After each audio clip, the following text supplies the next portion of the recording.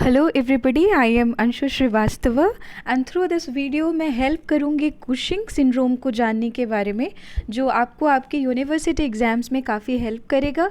Paper जो मैंने लिया है दैट इज़ इंडोक्राइनोलॉजी। टॉपिक जो मैंने लिया है कुशिंग सिंड्रोम। समझ आ रहा है सिंड्रोम देख कर कि कोई परेशानी है, कोई डिसऑर्डर है, यानी कि कोई डिसफंक्शन है बेसिकली बॉडी में। होता क्या है, जो किडनी के ऊपर एड्रीनल ग्लैंड बैठा है वो पगला जाता है।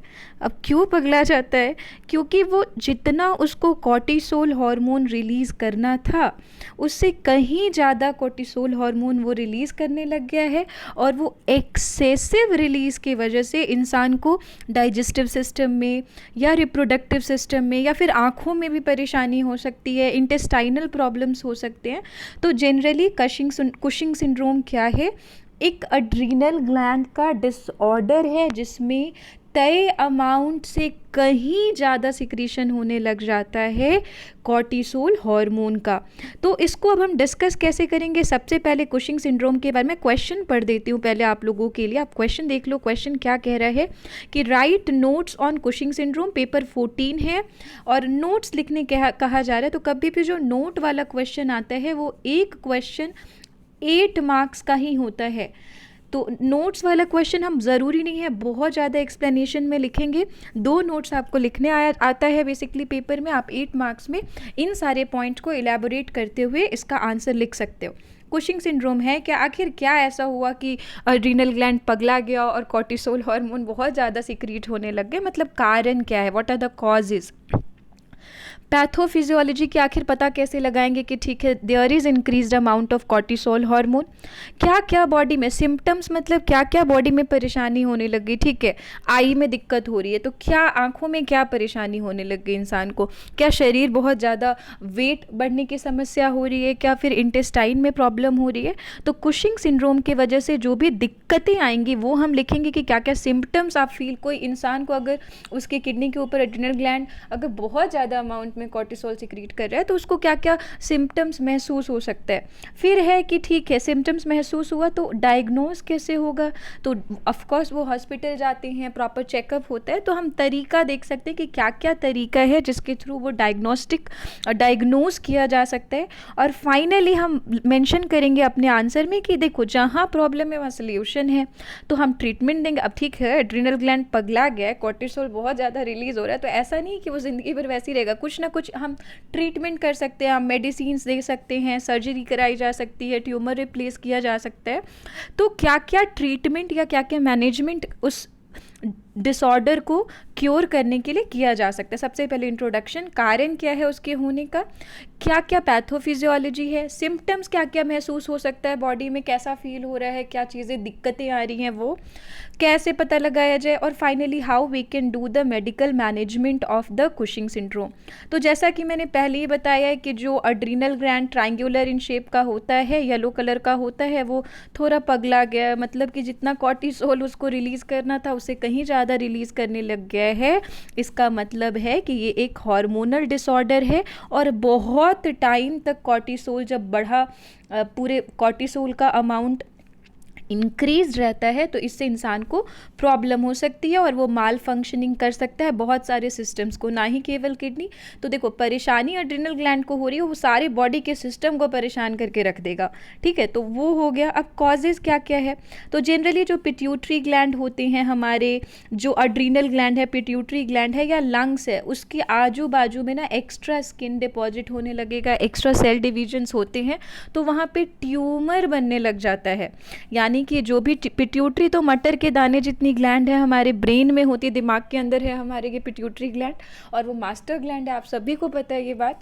और एड्रिनल ग्लैंड जो होता है वो, या फिर लंग्स ही आप या फिर आप बात कर लो लंग्स की ही, तो ये तीनों बेसिकली अगर इनके अराउंड एक्स्ट्रा स्किन बनना शुरू हो गया, ट्यूमर होना शुरू हो गया, तो दैट विल लीड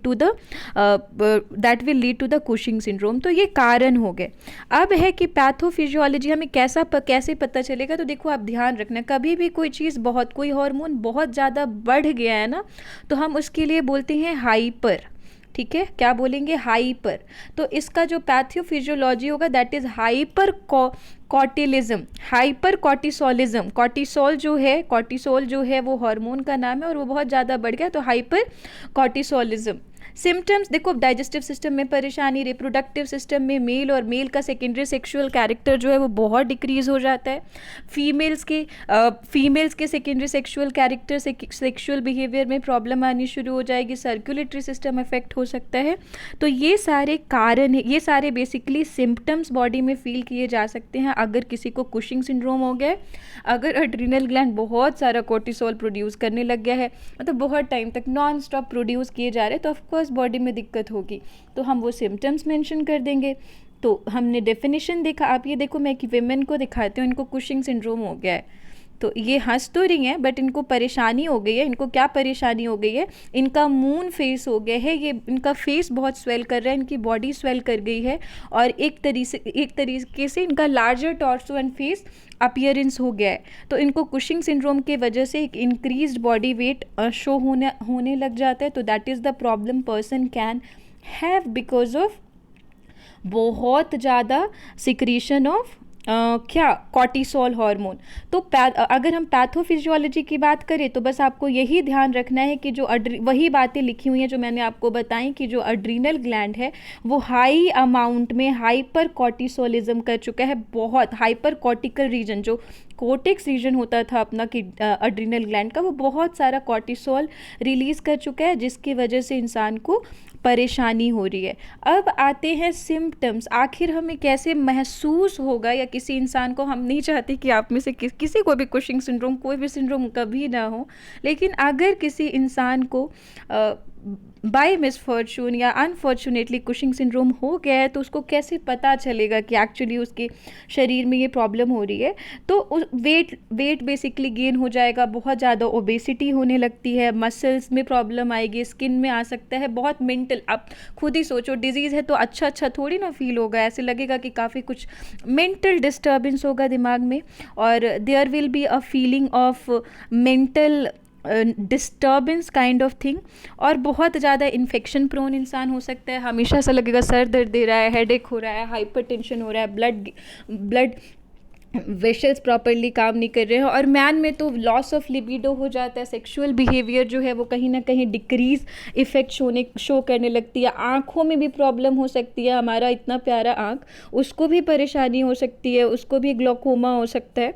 तो these are the symptoms. Even brain में ईईजी कराने पे पता चलता है, हार्ट में टैकीकार्डिया हो सकता है। तो ये सारा दिक्कत इस वजह से हो रहा है क्योंकि एड्रिनल ग्लैंड का हार्मोन पगला गया है, वो हाई अमाउंट में सिक्रीट हुए जा रहा है और उसको रोकना बहुत ज़रूरी है। तो अब ऐसे सिम्टम्स महसूस होते ही इंसान जाएगा फटाफट इवैल्यूएशन कराने, वो हॉस्पिटल की तरफ डॉक्टर के पास जाएगा और डॉक्टर उनकी हिस्ट्री, तो बेसिकली डायग्नोस्टिक इवैल्यूएशन क्या हो सकता है कि कैसे कोई पता लगाए कि इनको कुशिंग सिंड्रोम हो रहा है। तो हिस्ट्री कलेक्ट की जा सकती है, पूछा जाएगा कि अच्छा ऐसी परेशानी हो रही है, कब से हो रही है बाबा, तो फिर ये सीटी स्कैन किया जा सकता है, ब्लड सैंपल कलेक्ट करके रेडियो इम्यूनो ऐसे किया जा सकता है, प्लाज्मा ACTH का, और प्लाज्मा कॉर्टिसोल लेवल को बेसिकली जाना जाता है कि आखिर क्या दिक्कत हो रही है, और इसके बाद डॉक्टर पता लगा लेते हैं ओ आपको कुशिंग सिंड्रोम की प्रॉब्लम हो रही है। तो उसके बाद उसकी ट्रीटमेंट होगी, और ट्रीटमेंट में क्या किया जाता है फाइनली हम लोग वो मेंशन कर देंगे। तो ट्रीटमेंट में बेसिकली क्या किया जाता है, अब ऑफकोर्स किसी को बीमारी हो रही है तो उसको दवाई देंगे, तो मेट्रोपिन दिया जाता है। मेट्रोपिन देने से क्या हो जाता है, बेसिकली हाइपर सिक्रीशन को कंट्रोल किया जा सकता है। एमिनोग्लूटाथीमाइड बेसिकली देते हैं ताकि अगेन कॉर्टिसोल जो पगला गया उसके लेवल को कम किया जाए। पोटेशियम प्रोटीन रिप्लेसमेंट थेरेपी की जा सकती है। तो ये सारा हो गया मेडिकल मैनेजमेंट, ये सब अपने आप नोट्स में आसानी से मेंशन कर सकते हैं। और यहाँ मैं अब आपको फाइनली स्लाइड दिखा देती हूँ जो हमने अभी कुशिंग सिंड्रोम को पढ़ा। सबसे पहले आप इंट्रोडक्शन मेंशन करोगे, ठीक है, उसके बाद आप उसके बारे में थोड़ा सा इन्फॉर्मेशन लिख दोगे, डेफिनेशन मेंशन करोगे, उसके बाद क्या कारण हुई जिसकी वजह से ही हुआ, पैथोफिजियोलॉजी क्या थी, उसके बाद हम मेंशन करेंगे क्या क्या प्रॉब्लम हो रही है, कैसे इवेलुएट किया जाए, और मेडिकल मैनेजमेंट क्या हो सकता है। और लास्ट में मैंने एक ये डायग्राम इंक्लूड किया जिसमें आप आसानी से हर चीज़ों को एक जगह पे देख पाओगे। आप देखो किडनी के ऊपर बस बेसिकली एड्रिनल ग्लैंड जो है ना वो अपना एबिलिटी लॉस्ट कर चुका है और इंसान को बहुत दिक्कत हो रही है। So that is all about Cushing syndrome. I hope आप कुशिंग सिंड्रोम में काफ़ी अच्छा परफॉर्म करेंगे और काफ़ी अच्छा आप आंसर लिख पाएंगे। That's all for this video. And आप आराम से आप देखना, आप जब एग्ज़ाम में जाओ ना आपके पास इतना कॉन्फिडेंस होना चाहिए, आपके पास इतना कॉन्फिडेंस होना चाहिए कि आप प्रॉपर अपने दिमाग में कंटेंट लेके जाओ और अच्छे से लिख के आओ। कोई चीटिंग फर्री पे हमको डिपेंडेंट नहीं रहना है, हम अच्छे से खुद से अच्छा आंसर लिख के आएंगे। Follow this PDF। ये PDF मैं अपने टेलीग्राम चैनल पे भी भेज दूँगी, आप वहाँ से डाउनलोड कर लेना। और कुशिंग सिंड्रोम के बारे में हम लोग बहुत अच्छे से अब लिख सकते हैं, I hope so. Till then keep preparing, keep learning. Thank you so much everybody. Thank you everyone, keep supporting. Thank you.